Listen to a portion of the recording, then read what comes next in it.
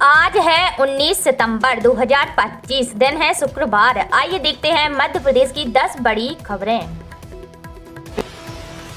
मुख्यमंत्री ने कटनी जिले को दी लगभग 233 करोड़ लागत के विकास कार्यों की सौगात। आपको बता दें, मुख्यमंत्री डॉक्टर मोहन यादव ने कहा है कि प्रधानमंत्री नरेंद्र मोदी के मार्गदर्शन में मध्य प्रदेश के हर क्षेत्र में विकास की गंगा बह रही है। प्रधानमंत्री मोदी ने अपने 75वें जन्म दिवस पर बुधवार को जनजातीय अंचल धार में पीएम मित्रा पार्क का शिलान्यास कर मध्य प्रदेश वासियों को अनुपम सौगात दी है। इसमें 6 लाख कपास उत्पादक किसानों को सीधा लाभ मिलेगा। लगभग 3 लाख से अधिक प्रत्यक्ष और अप्रत्यक्ष रोजगार के अवसर सृजित होंगे। इसी क्रम में आज कटनी के जनजातीय क्षेत्र को 233 करोड़ से अधिक लागत के विकास कार्यों की सौगात मिल रही है। मुख्यमंत्री डॉक्टर यादव ने कहा कि राज्य सरकार औद्योगिकीकरण को बढ़ावा देने के लिए हर संभव प्रयास कर रही है। पिछले दिनों माइनिंग कॉन्क्लेव के माध्यम से कटनी जिले में 56,000 करोड़ रुपए का निवेश आया है। यहाँ व्यापार व्यवसाय की संभावनाएं बन रही हैं, जिससे गरीब युवा और किसानों की जिंदगी बदलेगी। भोपाल, इंदौर और उज्जैन समेत कई जिलों में बारिश। आपको बता दें, मध्य प्रदेश में गुरुवार को हल्की बारिश का दौर जारी रहा। छतरपुर के खजुराहो में 1 इंच से ज़्यादा बारिश हो गई, जबकि ग्वालियर में आधा इंच से ज़्यादा पानी गिरा। भोपाल, जबलपुर, दतिया, इंदौर, श्योपुर, उज्जैन, मंडला, रीवा, टीकमगढ़, उमरिया और बालाघाट में भी हल्की बारिश हुई है। राजगढ़ और श्योपुर में तेज बारिश हुई है। मौसम विभाग के मुताबिक मानसून की विदाई के दौरान भी पूरे प्रदेश में तेज बारिश का एक और दौर शुरू हो सकता है। हालांकि 4 दिन तक तेज बारिश का अलर्ट नहीं है। भोपाल, जबलपुर समेत प्रदेश के कई जिलों में बूंदाबांदी हो सकती है। इस मानसूनी सीजन में औसत 42.7 इंच बारिश हो चुकी है, जो सामान्य कोटि से 7 इंच ज़्यादा है। ऑनलाइन गेमिंग एक्ट 1 अक्टूबर से होगा लागू। आपको बता दें, आईटी मंत्री अश्विनी वैष्णव ने गुरुवार को बताया कि 1 अक्टूबर 2025 से नया ऑनलाइन गेमिंग एक्ट लागू होगा। कानून को बनाने से पहले सरकार ने गेमिंग कंपनियों, बैंकों और अन्य हिस्सेदारों से कई बार चर्चा की है। केंद्रीय मंत्री ने कहा, सरकार पूरी तरह से बातचीत और सलाह लेने के लिए तैयार है। नियम लागू होने से पहले भी गेमिंग इंडस्ट्री के साथ एक और बैठक की जाएगी। अगर जरूरत पड़ी तो नियम लागू करने के लिए और समय भी दिया जा सकता है। दरअसल promotion and regulation of online gaming bill 2025 देश में रियल मनी गेमिंग पर पूरी तरह से बैन लगाएगा। इसे 22 अगस्त को राष्ट्रपति की मंजूरी मिल गई थी। अब ये कानून बन गया है। इससे पहले राज्यसभा में 21 अगस्त को और लोकसभा में 20 अगस्त को बिल पास हो गया था। इस कानून में कहा गया है कि चाहे ये गेम्स स्किल बेस्ड हो या चांस बेस्ड, दोनों पर रोक है। कोई भी मनी बेस्ड गेम ऑफर करना, चलाना, प्रचार करना गैर कानूनी है। ऑनलाइन गेम खेलने वालों को कोई सजा नहीं होगी। अगले साल मार्च अप्रैल में इंदौर और उज्जैन से होगी लोक परिवहन सेवा की शुरुआत। आपको बता दें, प्रदेश में लोक परिवहन सेवा अगले वर्ष मार्च अप्रैल तक सबसे पहले इंदौर, इसके बाद उज्जैन और फिर जबलपुर से प्रारंभ होगी। 6 मई के भीतर रीवा, सागर, ग्वालियर और भोपाल आदि शहरों से सेवा प्रारंभ करने की तैयारी है। शुरू में 50 से 100 किलोमीटर दूर तक के लिए बसें चलाई जाएंगी। इसके बाद सुविधा का परीक्षण कर इसमें विस्तार किया जाएगा। कुछ जगह रूट सर्वे का काम पूरा हो गया है और कई जगह चल रहा है।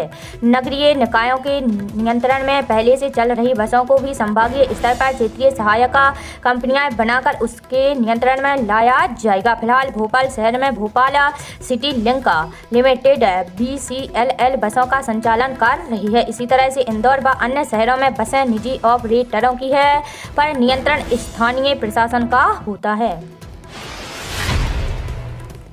राहुल के प्रेजेंटेशन में वोटर्स डिलीट कराने का दावा। आपको बता दें, कांग्रेस सांसद और लोकसभा में नेता प्रतिपक्ष राहुल गांधी ने गुरुवार को वोट चोरी पर दूसरी बार प्रेस कॉन्फ्रेंस की। इससे पहले उन्होंने 7 अगस्त को मीडिया से बात की थी। राहुल ने 31 मिनट के प्रेजेंटेशन में वोट चोरी के आरोप लगाए हैं और सबूत दिखाने का दावा किया है। उन्होंने कहा, चुनाव आयोग जानबूझकर कांग्रेस के वोटों को निशाना बना रहा है और उनके नाम डिलीट कर रहा है। राहुल इस बार अपने साथ कर्नाटक के ऐसे वोटर्स को भी लेकर आए हैं जिनके नाम वोटर्स लिस्ट से डिलीट किए गए हैं।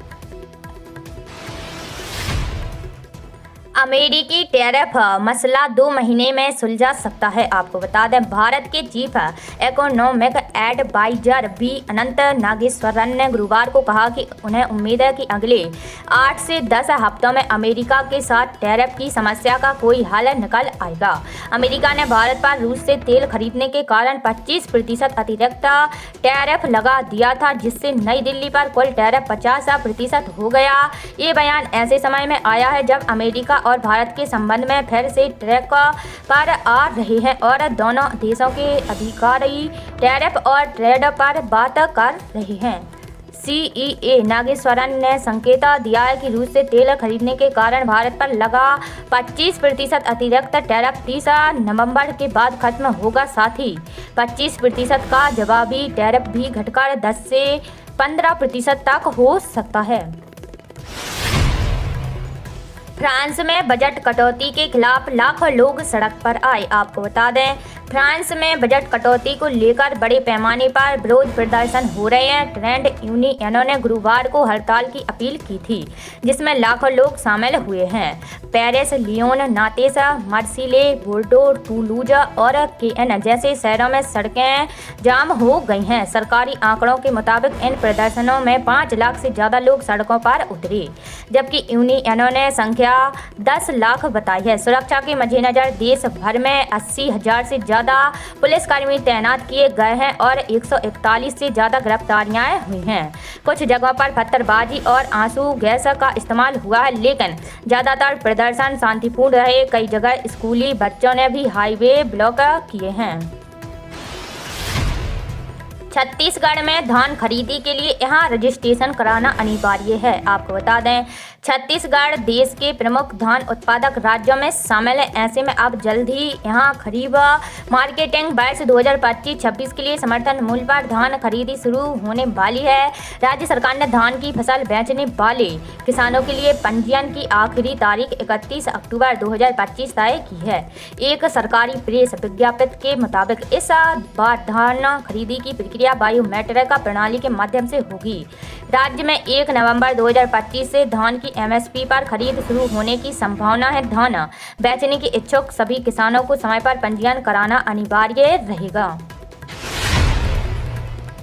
कृषि मशीनरी पर जीएसटी सुधारों को लेकर केंद्रीय कृषि मंत्री शिवराज सिंह चौहान करेंगे बैठक। आपको बता दें, केंद्रीय कृषि एवं किसान कल्याण तथा ग्रामीण विकास मंत्री शिवराज सिंह चौहान की अध्यक्षता में कल 19 सितंबर 2025 को नई दिल्ली में एक महत्वपूर्ण बैठक आयोजित की जाएगी। केंद्रीय कृषि मंत्री शिवराज सिंह की पहल पर आयोजित इस बैठक का उद्देश्य कृषि मशीनरी एवं उपकरणों पर हाल ही में घोषित जीएसटी दरों में कमी के निर्णय पर चर्चा करना, किसानों तक इसके लाभों का व्यापक प्रसार सुनिश्चित करना और सुधार उपायों के सुचारू क्रियान्वयन की रणनीति बनाना होगा।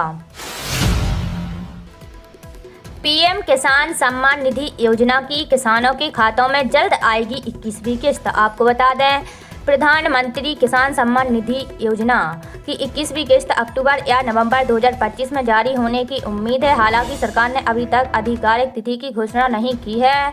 ऐतिहासिक रूप से इस योजना के तहत किस्तें लगभग हर 4 महीने में जारी की जाती हैं। इस साल 20वीं किस्त 2 अगस्त को किसानों के खाते में सीधे ट्रांसफर की गई थी, जिसमें देश भर के 9 करोड़ 70 लाख से अधिक किसानों को लगभग 20,500 करोड़ की वित्तीय सहायता प्रदान की गई थी।